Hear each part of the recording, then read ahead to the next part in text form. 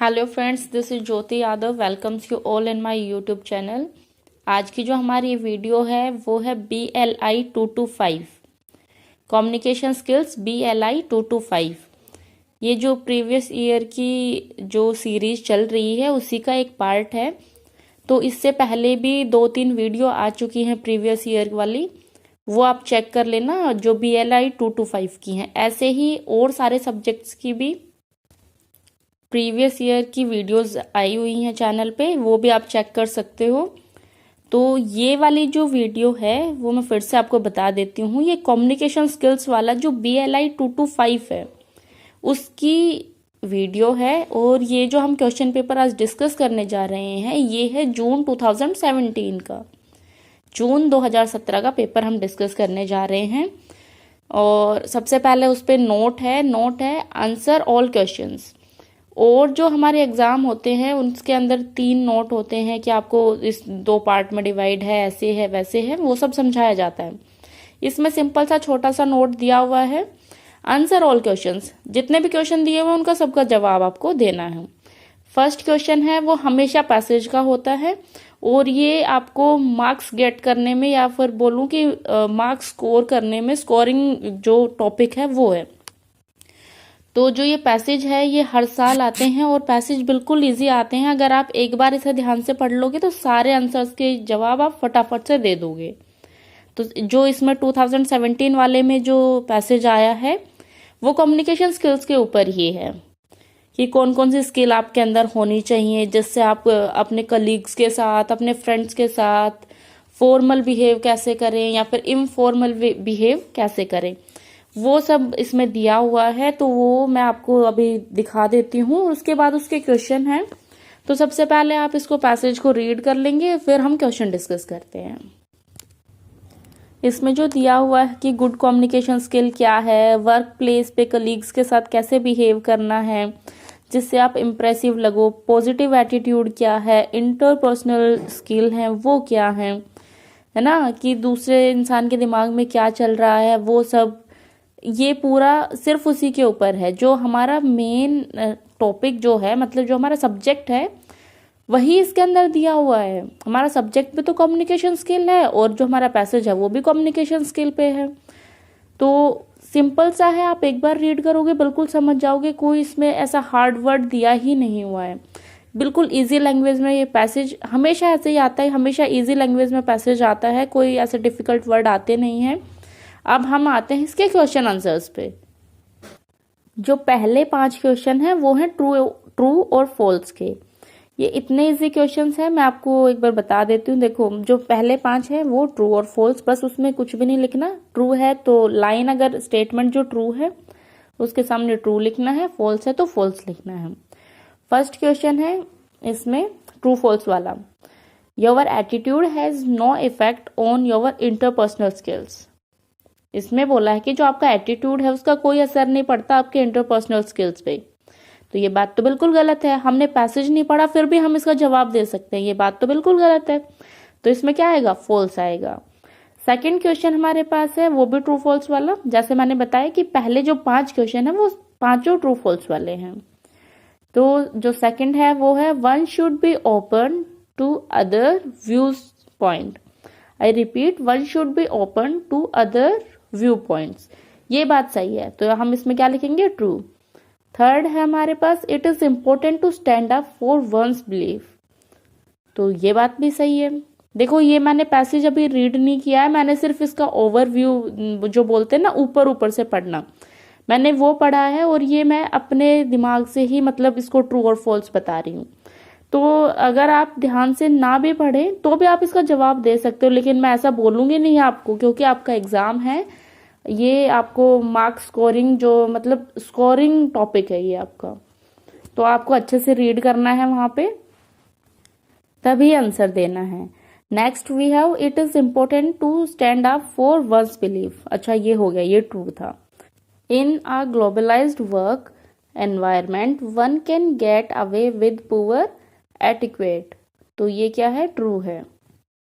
उसके बाद है जो नेक्स्ट हमारा है one should keep one's emotions in check while dealing with professional issues.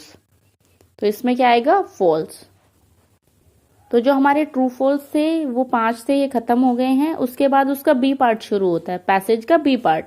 Answer the following questions. अब आपको कुछ क्वेश्चन दिए हुए हैं, जो क्वेश्चन है वो भी पैसेज में से हैं, आंसर है वो भी पैसेज के अकॉर्डिंग आपको लिखने हैं।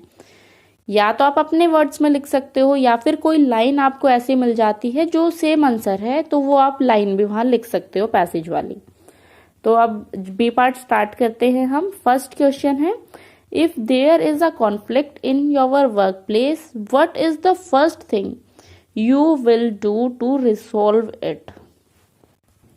आपके वर्क प्लेस पे अगर कोई कॉन्फ्लिक्ट हो जाती है तो आप सबसे पहले उसे क्या करोगे, उस थिंग के लिए आप क्या करोगे। अगर आपके वर्क प्लेस पे कोई कॉन्फ्लिक्ट हो जाती है तो आपकी सबसे पहली प्रक्रिया क्या होगी, या फर्स्ट थिंग आप क्या करोगे उसे ठीक करने के लिए। तो आंसर क्या होगा, सबसे पहले तो हमें पता होना चाहिए ना, हम पूरा केस स्टडी करेंगे कि किस कारण से ये सब हुआ है ना। तो आंसर इसका क्या हो जाएगा, first we need to understand the cause, कि उसके पीछे कारण क्या है, कि किस वजह से ये सब हुआ है। नेक्स्ट, अभी तो मैं ये वाला डिस्कस कर रही हूँ है ना। इस तरह से अगर आप पैसेज पे प्रैक्टिस करोगे तो आप फटाफट जो आपका पेपर है उसमें से सॉल्व कर लोगे, क्योंकि प्रैक्टिस करने से ही हम फटाफट सॉल्व कर पाते हैं। फिर सेकंड क्वेश्चन हमारे पास वो है, thinks of an example where social awareness skill might help you to succeed. I repeat, thinks of an example where social awareness skill might help you to succeed। तो इसका आंसर आप passage में से ढूंढ के लिख सकते हो। Next we have, why should you ask for your colleagues opinion at the work place. Healthy environment के लिए हमें कलीग्स का ओपिनियन जानना बहुत ज़रूरी होता है ना। वर्क प्लेस पे अगर हम चाहते हैं कि हमारा कम्युनिकेशन अच्छा हो लोगों के साथ, एनवायरनमेंट है वो हेल्दी हो, तो सबका ओपिनियन लेना एक गुड थिंग है। Next we have, how does etiquette help at the work place. Etiquette है वो हेल्प करता है हमारी इंटरपर्सनल स्किल्स को बढ़ाने में। तो आप ये जो आपको सुटेबल लाइन लगे या फिर आप अपने वर्ड्स में पैसेज के अकॉर्डिंग लिख देना। नेक्स्ट है हमारे पास, give a suitable title to the passage. अब ये जो आपने पूरा टाइटल पढ़ा ना, सॉरी जो पूरा पैसेज पढ़ा है उसको टाइटल देना है। तो टाइटल हम इसको क्या दे सकते हैं, interpersonal skills at work place, या फिर interpersonal skills how to increase या फिर इम्प्रूव इंटरपर्सनल स्किल्स, है ना। ऐसा कोई भी आप टॉपिक या फिर टाइटल उसको दे सकते हो, है ना। कम्युनिकेशन स्किल्स पे आप इसको दे सकते हो। नेक्स्ट, इसी का जो सी पार्ट है वो है, find words in the passage that mean the opposite of the following. अब जो हमने पैसेज पढ़ा है उसमें से कुछ दिए हुए हैं वर्ड्स, उनका अपोजिट हमें बताना है।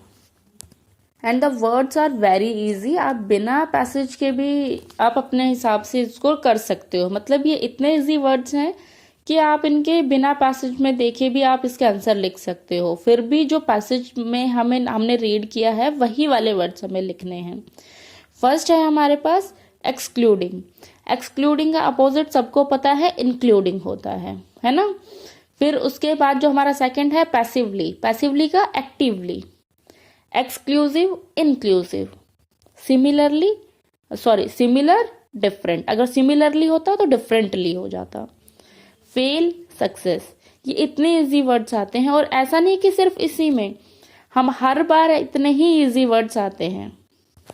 तो इन अपोजिट वर्ड्स के साथ जो हमारा फर्स्ट क्वेश्चन था पैसेज वाला वो खत्म हुआ। अब हम आते हैं सेकंड क्वेश्चन पे। One of your colleagues is leaving the company to join a higher studies program. Draft a presentation to be made at the farewell party. ये हमें लिखना है 350 वर्ड्स में कि आपका कलीग है वो कंपनी छोड़ के जा रहा है, किस लिए, क्योंकि उसे हायर स्टडी प्रोग्राम में पार्ट लेना है या फिर उसे ज्वाइन करना है। तो आपको एक प्रेजेंटेशन ड्राफ्ट करना है जिसमें फेयरवेल पार्टी के बारे में जो भी मतलब इंफॉर्मेशन देनी है। तो ये आपको होना चाहिए 350 वर्ड्स में।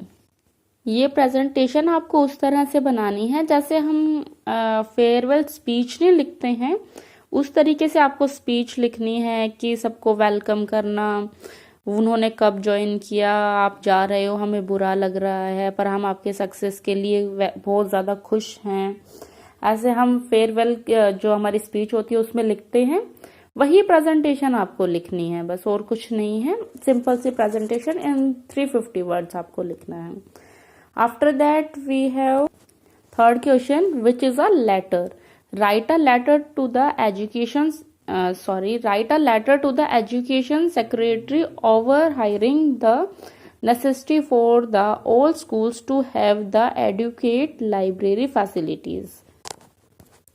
ये भी 350 वर्ड्स में लिखना है। ये लेटर है जो हम एजुकेशन सेक्रेटरी के पास भेज रहे हैं, जिसमें आपको जो लाइब्रेरी की नेसेसिटी है हर स्कूल में, उसकी फैसिलिटी के बारे में मतलब आपको बताना है ना। Necessity for all schools to have adequate library facility.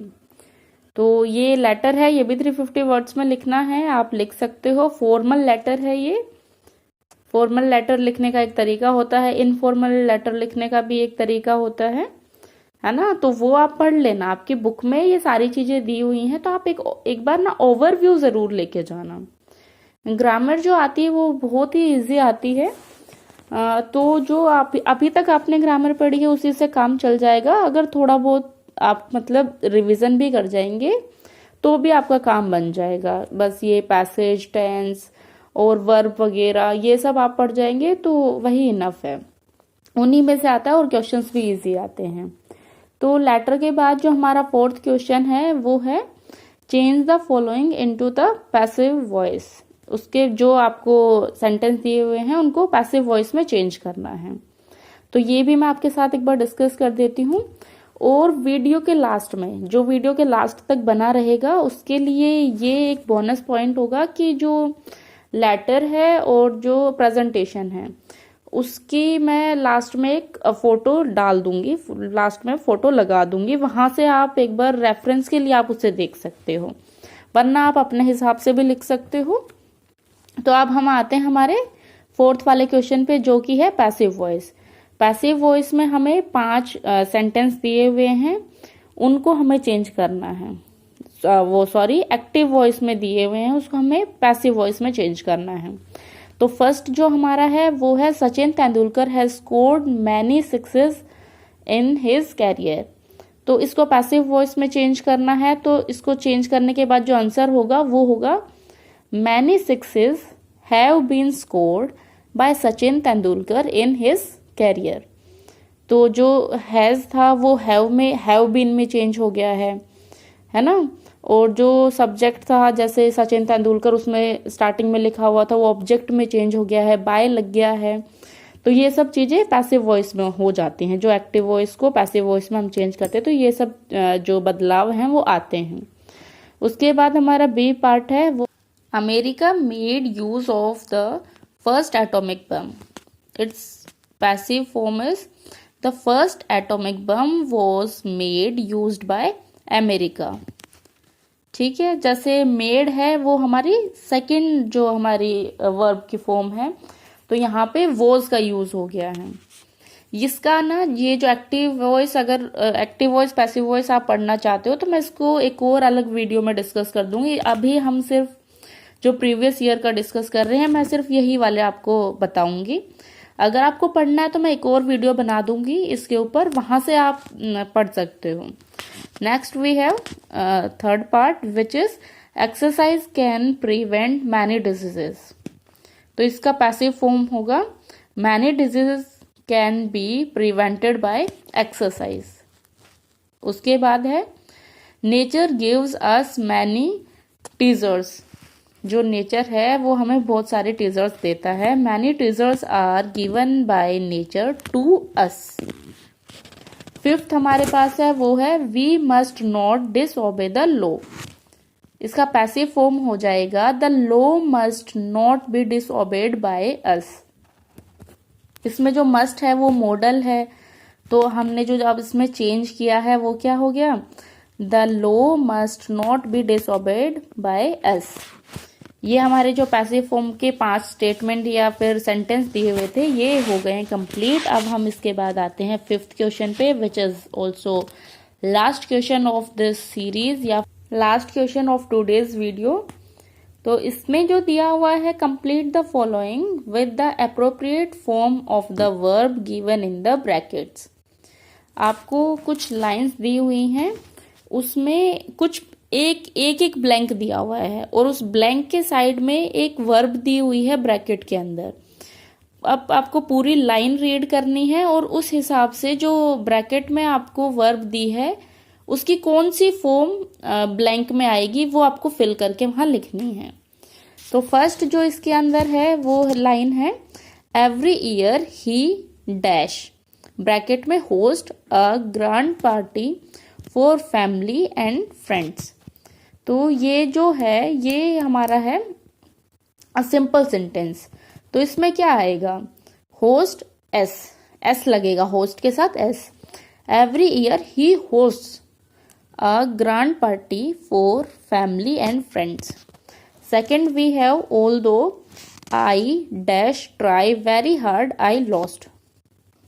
तो लॉस्ट है वो क्या है, उस हिसाब से जो फर्स्ट वाला हमारा ब्लैंक है उसमें क्या आएगा, ट्राई की जगह tried. Although I tried very hard I lost. Third हमारे पास है ही इज डैश, ब्रैकेट में look forward to the lecture. Is आया है तो क्या लगेगा, लुक के साथ ING, first form plus ING, यही होता है। He is looking forward to the lecture. फिर जो उसके बाद है फोर्थ, आई डैश, ब्रैकेट में सी, द ताजमहल लास्ट ईयर। अब लास्ट ईयर हमने क्या किया था, ताजमहल देखा था मैंने, ठीक है। तो इसमें क्या आएगा, I had seen the Taj Mahal last year. उसके बाद हमारे पास फिफ्थ है, फिफ्थ जो ब्लैंक है उसमें दिया हुआ है यू मस्ट नेवर, उसके बाद ब्लैंक है, फिर open the door to the stranger. तो इसमें देखो क्या बोला गया है कि तुम्हें दरवाजा नहीं खोलना चाहिए, किसके लिए, स्ट्रेंजर्स के लिए। तो इसमें क्या है, यू मस्ट नेवर, तो ओपन क्या आएगा, ओपन ही आएगा, वहां जो ब्रैकेट में दिया है सेम ब्लैंक में आएगा। तो लाइन हमारी क्या बनेगी, you must never open the door to a stranger. तो इसके साथ जो हमारा ये जो था 2017 वाला क्वेश्चन पेपर वो भी कंप्लीट होता है। और अब जैसे मैंने बोला था कि मैं आपको एक बार बता देती हूँ, यहाँ आप देख सकते हो लेटर, और इसके बाद मैं डाल देती हूँ प्रेजेंटेशन वाला, वो आप यहाँ से देख लेना, एक बार ओवरव्यू आपको मिल जाएगा। और ये ग्रामर जैसे आपने देख ली है कि इतनी ही आती है, हार्ड नहीं आती है, सिर्फ आप ये नॉर्मल चीजें भी पढ़ जाओगे तो भी आप ग्रामर इजी से कर सकते हो, या फिर ये वाला पूरा कम्युनिकेशन स्किल वाला पेपर है वो अच्छे से कर सकते हो। तो इसमें पहले दिया हुआ है लेटर में the secretary Delhi public school Rohini, तो ये तो आप कोई भी ऐसे नाम डाल सकते हो, ऐसा यही एड्रेस डालने की कोई जरूरत नहीं है आपको। फिर उसके बाद डेट मेंशन करनी है, उसके बाद इसमें लिखना है द एजुकेशन सेक्रेटरी, है ना। फिर उसके बाद जो भी उसका जहाँ का आप भेज रहे हो, जैसे दिल्ली है तो दिल्ली आप उसमें लिख रहे हो। उसके बाद आपको सब्जेक्ट मेंशन करना होता है, सब्जेक्ट आपको पता ही है क्या है। फिर उसके बाद सर मैडम रिस्पेक्टेड जो भी आप लिखते हो वो लिखना है। उसके बाद जो ये आपका जो बीच का मेन पार्ट होता है वो मैं आपको दिखा ही रही हूँ, आप यहाँ से देख सकते हो, आप कर सकते हो, यहाँ से देख के आप बिना देखे भी कर सकते हो, ऐसी कोई वो है ना रॉकेट साइंस नहीं है ये। अभी तक आप जो ऐसे लेटर लिखते आए हो वही लेटर है ये। अब मैं आपको एक बार प्रेजेंटेशन भी दिखा देती हूँ कि किस तरह से प्रेजेंटेशन लिखी हुई है। इसमें जो मैं आपको दिखा रही हूँ जरूरी नहीं है आपको यही सेम लिखनी है, आप अपने वर्ड्स में लिख सकते हो, आप इससे अच्छा भी लिख सकते हो, लेकिन ये सिर्फ आपके ओवरव्यू के लिए है कि जो जिसमें से मैंने आपको ये बताया है उसमें इस तरह से इसका आंसर दिया हुआ है। आप अपने हिसाब से इसका आंसर दे सकते हो, लेकिन शर्त ये है कि अच्छे मार्क्स आने चाहिए।